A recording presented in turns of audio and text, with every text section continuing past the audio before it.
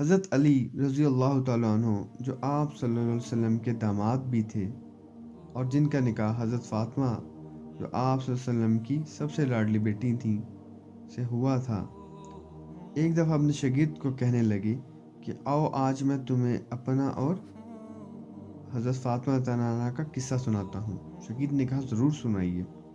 تو حضرت علی رضی اللہ عنہ نے فرمایا کہ حضرت فاطمہ اپنے ہاتھ سے چکی پیستی تھیں، جس کی وجہ سے ہاتھوں پر نشان پڑ گئے تھے، اور خود پانی کا مشک بھر کر لاتی تھیں۔ یعنی پانی کا جو ڈول ہوتا ہے، پہلے زمانے میں تو کنویں وغیرہ ہوتے تھے تو لوگ اس پہ جاتے تھے اور پانی بھر کے لاتے تھے، بڑا مشقت کا کام ہوتا تھا۔ تو اس کو بھرنے کی وجہ سے حضرت فاطمہ کی ہاتھوں پر نشان پڑ گئے ہیں رسی کے، اور گھر کے جھاڑو وغیرہ بھی حضرت فاطمہ خود ہی دیتی تھیں، جس کی وجہ سے تمام کپڑے جو ہیں وہ میلے کو چہرے رہتے تھے۔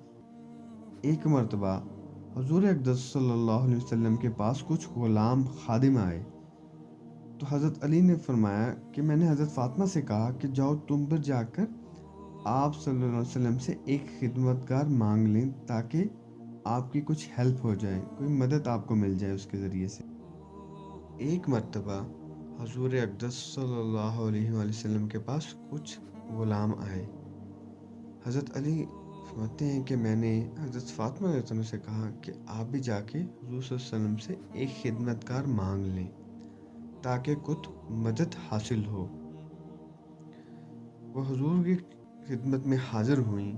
وہاں مجمع تھا، وہاں لوگ کچھ اکٹھے ہوئے تھے، اور حضرت فاطمہ رضی اللہ عنہا شرم مزاج میں بہت زیادہ تھیں، اس لیے شرم آئی، جس کی وجہ سے سب کے سامنے باپ سے مانگتے ہوئے اچھا نہیں لگا، واپس آ گئی۔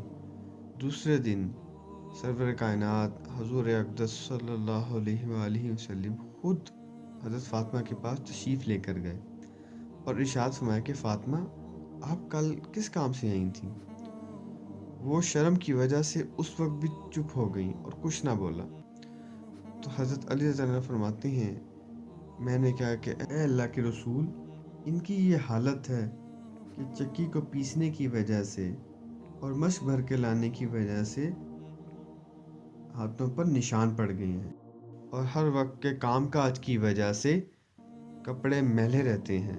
میں نے ان سے کل کہا تھا کہ آپ کے پاس جائیں اور جو خادم آئے ہوئے ہیں ان میں سے ایک یہ بھی لے لیں تاکہ ان کو بھی آسانی ہو۔ بعض روایات میں آیا ہے کہ حضرت فاطمہ رضی اللہ عنہا نے عرض کیا کہ اللہ کے رسول، میرے اور علی رضی اللہ عنہ کے پاس ایک ہی بستر ہے، وہ بھی مینڈے کی ایک کھال ہے، رات کو اس کو بچھا کر سو جاتے ہیں، صبح کو اسی پر گھاس دانہ ڈال کر اونٹ کو کھلاتے ہیں۔ حضور صلی اللہ علیہ وآلہ وسلم نے ارشاد فرمایا کہ بیٹی صبر کر۔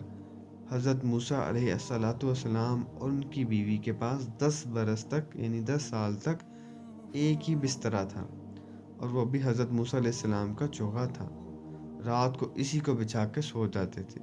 تو تقوی حاصل کر اور اللہ سے ڈر اور اپنے پروردگار کا فریضہ انجام دیتی رہے اور گھر کے کاروبار کو کرتی رہو، اور جب سونے کے واسطے لیٹا کرو تو سبحان اللہ 33 مرتبہ، الحمدللہ 33 مرتبہ اور اللہ اکبر 34 مرتبہ پڑھ لیا کرو۔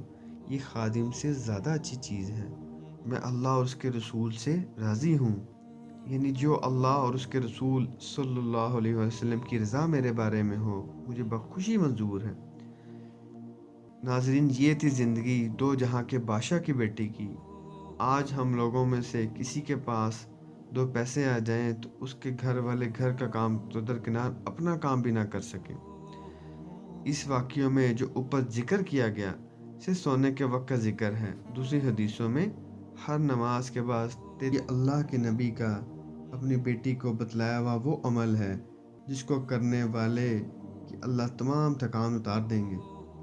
مختصر سا عمل ہے، چھوٹا سا عمل ہے۔